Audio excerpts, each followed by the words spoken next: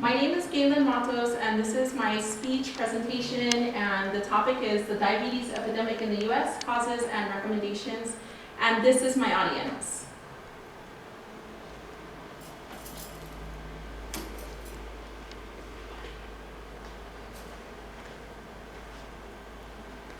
Okay, what is diabetes? Diabetes is a complex metabolic disease which causes a person's blood sugar level to rise either because of insufficient insulin production or the body's inability to respond to insulin, or sometimes both. There are 3 different types of diabetes. Type 1, where your body produces no insulin. Type 2 is when your body actually does produce insulin, but your body is resistant to it. And then there's type 3, which is the gestational diabetes. So 95% of all cases of diabetes is actually type 2 diabetes. Okay, so I'm going to talk today about the causes and recommendations, but I want you to understand what diabetes is and what's happening in the body when you have diabetes. So when you eat, the food enters your stomach and is changed into glucose. Okay, so glucose enters your bloodstream, and the pancreas makes insulin, and the insulin's job is to change the chemical compounding of the glucose so that your body can actually use it as fuel. Sometimes there's no insulin at all, like your pancreas is not producing any. So what happens is the glucose starts building up in your blood. Sometimes the insulin is actually there, but your body has become resistant to the insulin your body produces. These are some symptoms of diabetes. You're always feeling tired.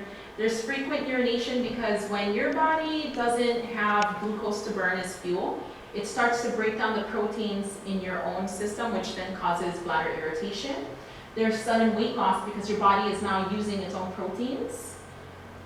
Wounds that won't heal because of insufficient circulation. Some men experience impotence and sexual problems.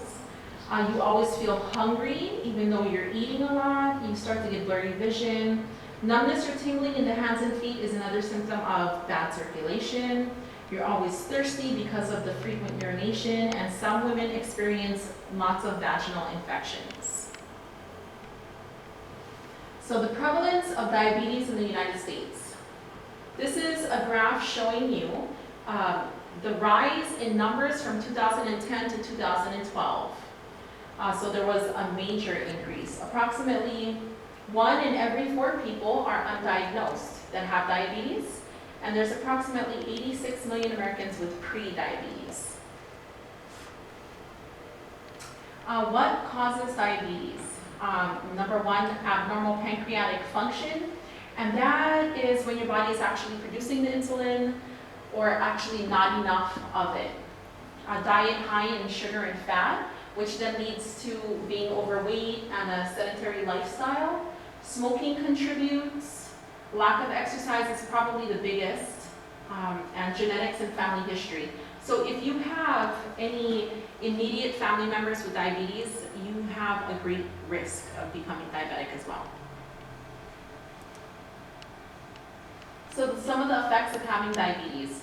You start to get diabetic retinopathy, which is the blurred vision, heart and coronary circulation problems, kidney neoplasm, lower limb disease, peripheral disease, and that is in relation with the poor circulation, and some people end up with diabetic foot ulceration, which is a picture here, kidney failure, and loss of eyesight.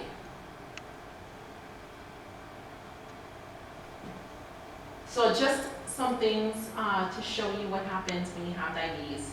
So that man had diabetes. He had a sore on his foot.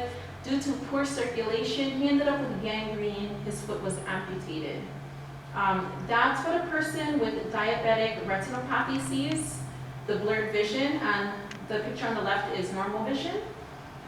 This is a normal heart compared with a diabetic person's heart. The muscle fibers have stretched, and now that person ended up with enlarged chambers, leads to chest pain.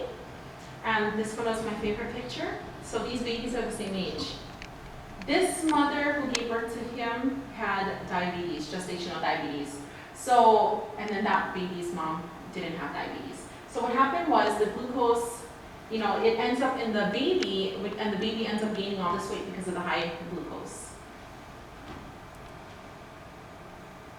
There is no cure for diabetes. So once you have it, it's yours. The best thing you can do is just start managing your diabetes.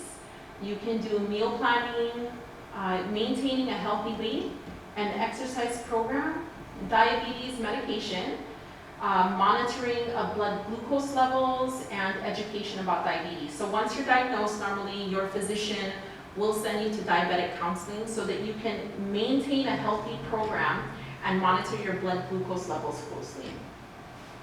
So diabetics in the US receiving conventional treatments, this is just a graph showing you. The purple is oral medication only. So most people are treated with oral only. 16% take no medication. They are maintained by a healthy weight and an exercise program. The yellow is people on insulin only, and 14% of people use insulin and oral medication both.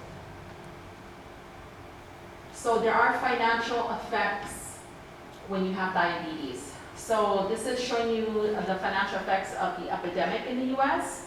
$245 billion, and that's the total cost of diagnosed diabetes in the United States in 2012. Direct costs were linked to $176 billion, and indirect costs, that's showing you absenteeism at work and loss and reduced productivity, even if you were at work. This shows you economic costs of pre-diabetes. So higher medical costs, 153. This is 2007, and that's 2012. So you can see it jumped up 153 versus 245, and the cost is now rising. Productivity lost in 2007 was 65 billion, and the total cost was 218 billion. And this was a pretty significant fact for me reading this.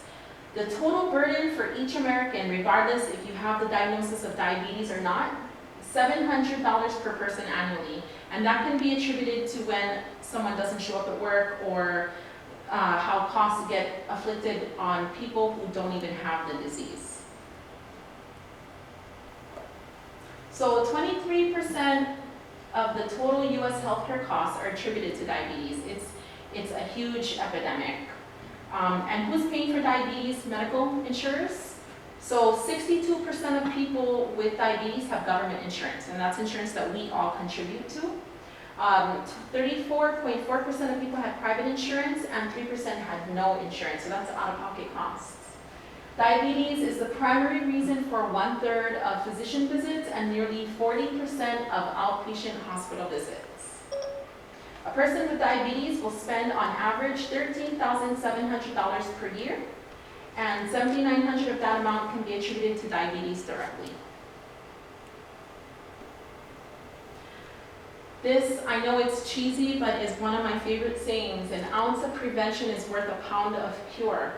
So by monitoring and lowering your blood pressure and cholesterol, managing your weight and your body mass index, 30 minutes of physical activity per day, 5 days a week, helps lower your risk of getting diabetes by 50%.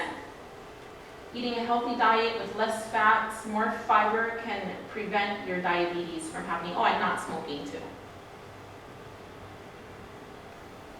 So my conclusion is, diabetes is one of the leading causes of deaths in the United States today. It affects more than 29 million Americans, which is 8.3% of the total population. And 1 in 4 people, or an estimated 7 million Americans, are undiagnosed. Even though they have symptoms, they don't see a doctor, and they have no idea that they're actually going to need treatment. And a last fact, World Diabetes Day is November 14th. So just food for thought. Thank you very much.